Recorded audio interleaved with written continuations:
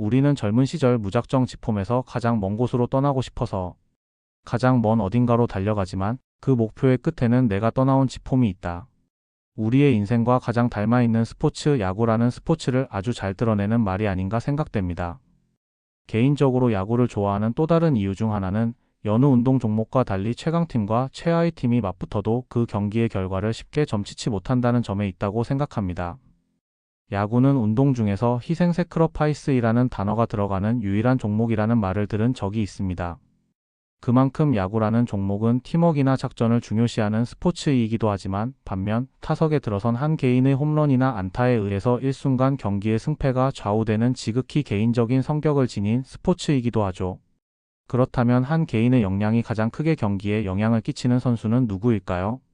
아마도 그날의 경기를 책임지는 선발 투수일 겁니다. 그래서 야구를 투수 노름이라고 하나 봅니다. 최강팀의 5선발 투수와 최하위 팀의 에이스가 맞붙으면 과연 어떤 팀이 승리할까요? 그렇다면 150년이 넘는 야구 역사에서 가장 치열했던 투수전은 어떤 경기일까요? 오늘은 야구 역사에서 최고의 투수전으로 평가되는 1991년 월드시리즈, 그 중에서도 7차전의 대미를 장식했던 애틀란타 브레이브스와 미네소타 트윈스의 경기를 소개합니다.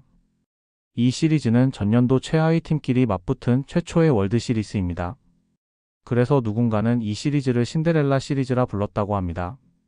7차전까지 진행된 시리즈의 경기 중에서 한 점 차로 승부가 갈린 경기가 5경기, 마지막 타석 끝내기로 결정지어진 경기가 4경기, 그리고 연장전까지 이어진 경기가 3경기라는 진기한 기록들이 이 시리즈가 얼마나 치열했는지를 보여줍니다. 6차전까지 승부를 보지 못하고 마지막 한 경기에 모든 것을 쏟아부어야만 했던 철체절명의 순간, 야구의 역사가 기억할 가장 뜨거운 투수들의 혈투가 벌어집니다. 경기는 1991년 10월 27일 미네소타주 트윈스의 홈 구장에서 열립니다. 애틀란타의 선발 투수는 전설이 된 그 이름 존 스몰츠가 마운드에 오릅니다. 당시 그의 나이는 23세에 불과합니다. 미네소타의 마운드에는 35세 백전의 노장 잭 모리스가 오릅니다. 아이러니하게 그는 존 스몰츠의 우상입니다. 둘의 나이차는 12년으로 떠오르는 태양과 석양에 지는 해의 대결입니다. 후에 두 선수는 모두 메이저리그 명예의 전당에 헌액됩니다. 8회가 되어도 두 선수 중 누구도 마운드에서 내려오지 않습니다.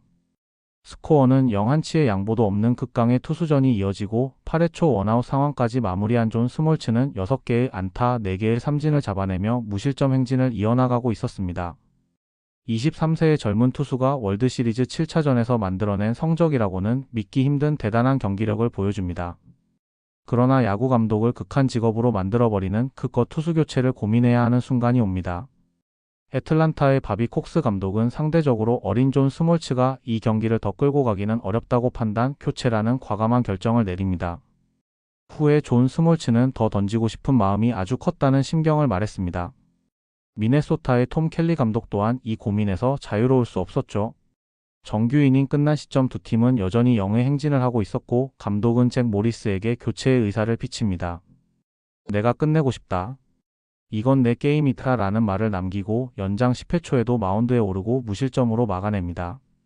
월드시리즈 7차전 10이닝 무실점이라는 불가능에 가까운 괴력을 보이면서 10회 초를 마무리 짓고 미네소타는 10회 말 공격에 들어갑니다. 이때까지 잭 모리스는 126개의 공을 던졌고 10회 말 진 라킨의 결승 끝내기 안타로 시리즈의 신데렐라는 미네소타 트윈스가 됩니다. 미네소타는 1924년, 1987년에 이어 팀 역사상 세 번째 월드시리즈 우승을 차지했고 현재까지는 그것이 마지막 우승으로 기록되어 있습니다. 잭 모리스는 이 경기를 통해 빅게임 피처 우승 청부사 같은 기분 좋은 별명도 얻게 됩니다. 시리즈의 MVP는 어쩌면 당연하게도 잭 모리스에게로 갑니다.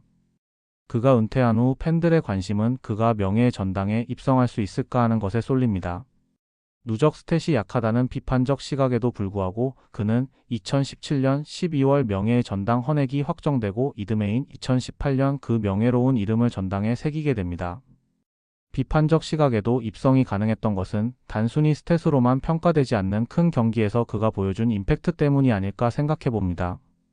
오늘은 1980년대와 90년대를 풍미한 전설의 우완 투수 잭 모리스와 1991년 월드시리즈 7차전에 대해 이야기해보았습니다. 여러분 마음속 최고의 투수는 누구입니까?